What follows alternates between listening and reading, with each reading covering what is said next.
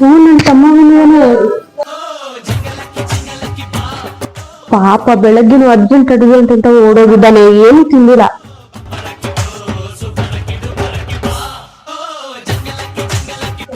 ಏನಾದ್ರು ಮಾಡ್ಕೊಂಡಿದ್ದೀನಿ ಹೋಗ್ಕೊಡದ. ಓ, ಏನ್ ಮಾಡೋಣ, ಅವನು ಪಾಪ ಹೊಟ್ಟೆ ಹಚ್ಕೊಂಡಿರ್ತಾನೆ. ಈಗ ಅರ್ಜೆಂಟ್ಗೆ ಟೀ ಮಾಡ್ಕೊಡ್ಬೋದಲ್ಲ.